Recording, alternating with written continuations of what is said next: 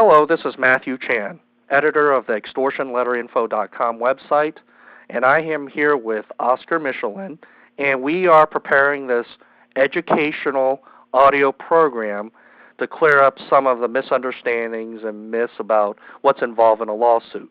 Oscar, you on the phone? Hi, Matt. How are you? Good to speak with you again. Yes. One of the things that I think is real important for our listeners to understand is I want to clear up this notion about what's involved in a lawsuit, because so many people are saying, oh, they're going to sue me, and they really don't know what that means. And I just thought that we could have a short conversation and just kind of explain to people what being sued really is all about, or in fact, what's involved in filing suit against somebody. It's not quite so simple in many cases, and a lot of people don't understand that. Would you like to kind of kick this thing off of how filing suit's all about, what that's all about? Right. I mean, first of all, let me play lawyer by saying that whole classes are taught in law school over what is the effects of litigation and how do you deal with litigation and all of that. So we're just trying to provide some information to let people have some familiarity with the process, and that every case, of course, is different, and every form of legal representation, therefore, is unique to that individual case. Even in our case, for example, where we have over 90 clients that we represent in this Getty Images issue, we treat them each individually and deal with them not as a class, but as a separate claim against this one particular company. So every letter that Getty sends, we evaluate what's the nature of the claim against this particular company before we send out our response letter to Getty. So we need to keep in mind these are some very generalized topics. Yes, and we're also making this audio program in response to the Riddick letters to our audience on that front. They're also concerned about getting sued and so forth, and so we're going to try to take a more generalized view. And as Oscar said, this is not legal advice. This is just an educational overview so you have a better understanding and appreciation of what's going on. Right, Oscar? Absolutely. Well, I mean, the issue really is this. You know, you're sitting at home, you either have a website or you have a design company or what have you, and then all of a sudden you're going to get some kind of a letter or an email from someone claiming you infringed their intellectual copyright. That's normally how it starts. Yes. But let's understand that there's no requirement under the law, unless you're an ISP or you're a company where people post their content on your site, and therefore you're covered under the Digital Millennium Copyright Act. There's no real requirement to first receive a cease and desist letter. It's a professional courtesy. It's a courtesy. That's it. Okay. Just like in cases that's at-will employment, 2 weeks' notice is a courtesy. Yes. So now you get this letter, you have to understand there's a possibility that you might get sued. Being sued requires someone to get process over you. They have to sue you, have to serve you with a summons, serve you with a complaint, and put the case into court. And there's a whole number of factors that affect where a person is allowed to put that claim. Can it be federal court? Can it be state court? For example, copyright litigation must be in federal court, and it must be after you have filed registration for your image. You cannot sue in federal court over unregistered works of art.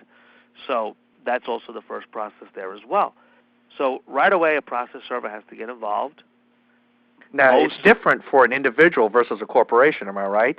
Sure. Corporations are normally very easy to obtain jurisdiction over. You have to sue the Secretary of State in that corporation, in that state, excuse me.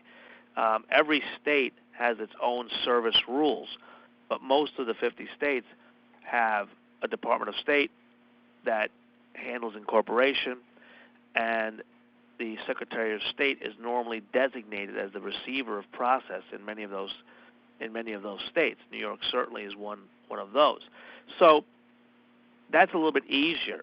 Yeah, because all corporations have to have a registered agent of record, right, and so they get the service. Whereas people get sued personally, I know from personal experience, sometimes it can be very hard to find individuals to get them served.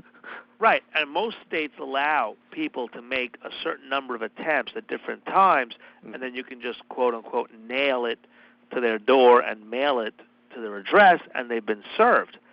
So there's a lot of issues there, if that's the way people, end up getting served. What happens, though, is a lot of times people call us up and say, oh, my gosh, I have a judgment against me. A lawsuit is not a judgment. That's a correct. Judgment means you lost the lawsuit. So prior to your receiving a judgment, someone has to have served you with process of some kind, either a summons or a summons and complaint. Something has to have initiated a lawsuit before you got to the point of having a default judgment or a judgment. Right, because there's no such thing as a secret judgment. I mean, for that judgment to have happened, there had to have been some personal service involved, unless Right. there was something fraudulent, of course, which we're not talking about. Right, correct. Yeah, of course the person has to have acquired service over you. The time for you to answer has to have passed. And then the person has to ask for the entry of a default judgment. In some states, that's as easy as just filing an affidavit, and you get it automatically. In other cases, you have to make a motion and try to bring the person to court to give them an opportunity to respond. Well, default judgments don't occur unless you just flat out ignore the complaint. Am I correct? That's correct. And most often, the main defense to default judgments is that there was improper service, that the person didn't answer the summons because they never knew the summons was out there. And so that's normally the only issue to try to vacate these defaults, that you didn't answer it because you didn't know about it, and you didn't know about it because you were not properly served. That's a common occurrence that lends itself to default judgments and motions and things of that nature. Okay, well, let's assume somebody gets served and someone decides to respond, and they said, well, okay, we're going to go to court. And you being a litigator, you probably know out of many, many people, know better than anybody else, that it's very unpredictable in a courtroom. Yeah. And you were the one that told me that the little guy often gets a lot of benefit of the doubt. Right. What happens is, and it's funny because I even tell this to my law students, it's counterintuitive, but many times I'd rather have a good litigator on the other side than a pro se defendant or a pro se plaintiff. Is that right? Well, they call pro se meaning for yourself. Yes. Latin on behalf of yourself. Pro se litigants are given much wider latitude, even though the law says they're not technically supposed to be treated like any other litigant, but the fact remains the court doesn't want lawyers taking advantage of laypersons, and they give them a wide berth. So they generally get more adjournments, they get more extensions. The court will explain things to them that they would not explain to even a young lawyer, for example. Is that right? Also, yeah, and there's no clerk in the courthouse that's assigned to young lawyers to answer young lawyers' questions. But almost every county in New York State has a pro se clerk who is there to specifically assist pro se litigants. They do not give legal advice, but they're kind of told, be a little bit more patient, be a little bit more forgiving, try to answer their questions, and set them on the right path. And so, well, I've also noticed that judges also ask more questions from people from pro se because they want to make sure they understand it. They don't want their ignorance to just sabotage their case. So the judges kind of go out of their way to listen and even clarify what the defendants are trying to say. Oh, absolutely. For example, in criminal matters, and we're not talking about criminal, we're talking about civil, but just as a way of an example. Okay. In criminal matters, judges take a very long inquiry when someone says, I want to represent myself. And sometimes, even though the Constitution says you're allowed to, judges will say, you know what, I'm appointing a legal advisor anyway because I don't think you can understand the issues that are being raised, or the stakes are so high, you need to have a lawyer there to assist you. So in civil court, where you don't have a right to a lawyer the way you do in criminal cases, you have a right to bring a lawyer, but they're not going to appoint a civil lawyer for you. No. So judges will make inquiry to make sure the pro se litigant knows what's happening, understands what's going on, and is ready, willing, and able to defend themselves or bring their own lawsuits. And I've always said that you're armed with information, that's great, but then performing it is very different. And it's very intimidating for people to go into court as pro se litigants because they feel that the lawyers know everybody, they know the clerks, the judges know them, the other lawyers know each other, and that it's very difficult for a pro se person to be heard. But in fact, as long as you're respectful, as long as you have an organized plan as to what you're trying to accomplish, more often than not, the clerks will help you get done what you want to get done. Yes. File a motion, file a complaint, answer a complaint, make a motion to get a case dismissed. All of that is within your hands. It's just very hard, particularly in the arena that we're talking about, Matt, intellectual property. The substantive law on it is very technical. It's not straightforward at all, and it might be a little bit harder for someone to stand up for themselves in these cases. Unless they've done their homework. That's one of the benefits of the site. We try to give Yes. as much information as possible, and certainly, if you even see, on some of our posts, I've even said to people, you can learn enough on this site to at least help you have some answers to questions. You should end up suing you. You at least will be able to address some of these issues, or whoever sues you. You can try to help yourself a little bit and respond on your own as opposed to having to pay for attorney's fees. But obviously, all else being equal, you're usually much, much better off having someone represent your interests. Yes, I understand that. Okay, now let me switch gears to this topic of contingency attorneys. Would you like to discuss how they Sure. work versus versus attorneys that work for fees? How does that Right. work, in your opinion? We get a lot of calls asking us to represent people on a contingency basis on certain claims, and sometimes with intellectual property you can do that. What happens is a contingency fee arrangement means that the lawyer only gets paid if he wins the case. That's a pretty risky proposition, unless the attorney's very confident. Right. The lawyer, well, there's two parts about being confident. First, he has to be confident that you have a valid claim. Yes. Secondly, he has to be confident that he will be able to collect damage paid. award. Yes. Right. Not just win the case and not just win a damage award, but to win the case and win a damage award against somebody who is financially solvent enough to pay the damages award.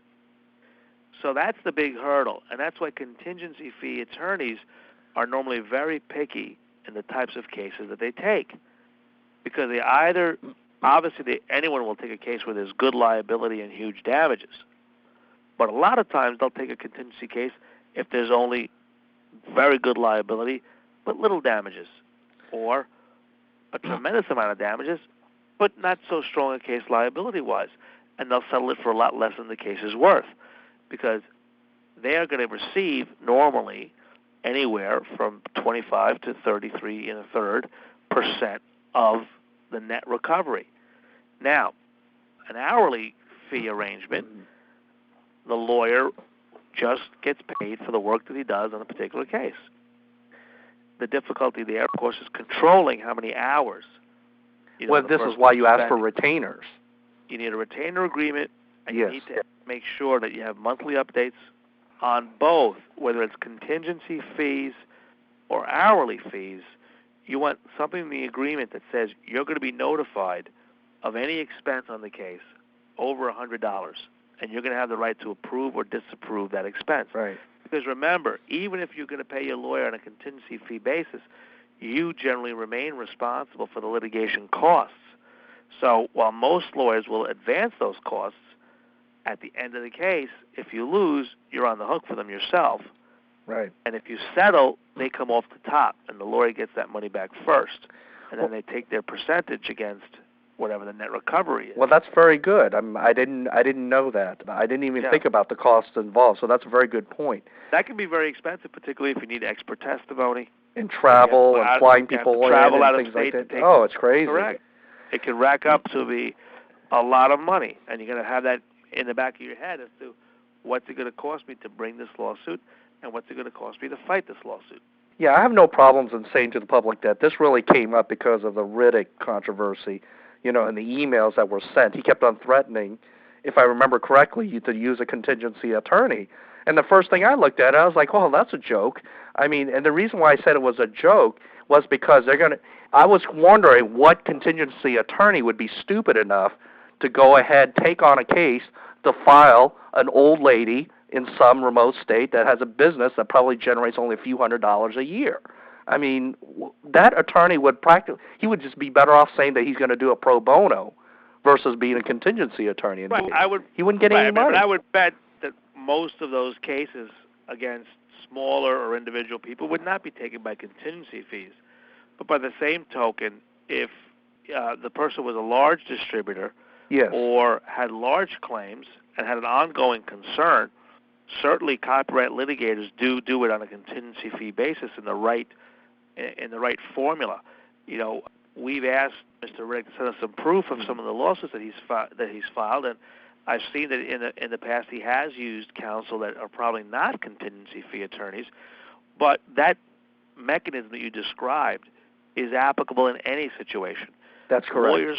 Lawyers work to get paid, and they do their job. They go to school. They get their training because if you do it well, it's a very lucrative profession, and it's a very skilled profession. So always the result the lawyer looks at is, am I going to be able to, obtain a fee if I take this on a contingency fee basis? Can I collect from the person if I win? What's the likelihood? And that's certainly part of the risk management, if you will, of taking cases on and taking cases on a contingency basis. Okay. It's a risky proposition. At the same time, it's why the system works, because people then have access to counsel without having to pay them unless they're successful. Okay. What are your opinions on as far as these filing fees and so forth? From what I can see, I know it varies from state to state, but at the federal level, I've never been involved. They're not very cheap, are they? These filing fees. Even if you're doing pro se, you still gotta, you gotta shell out some money here. Right. What happens is pro se litigants, if they could prove that they're indigent, meaning like at or near public assistance level, okay, can be allowed to proceed as a poor person and not pay fees. Okay. Are you talking about in defense or in prosecuting, or as a plaintiff? Either way, you can bring it and defend it for free, if you can show that you don't have financial ability to pay the filing fees. However, that's going to be hard pressed to get when you're trying to sue for copyright infringement, because you're running a website, you're engaged in some kind of online business. You're probably not going to qualify for that. So right away at the outset, you're going to have a couple of $100s to file the lawsuit. Now, you also have to pay a process server. Oh, that's right. Okay? I forgot about that. Sure, it'll be a licensed process server from that state to go and find the person you want to sue and to sue that person.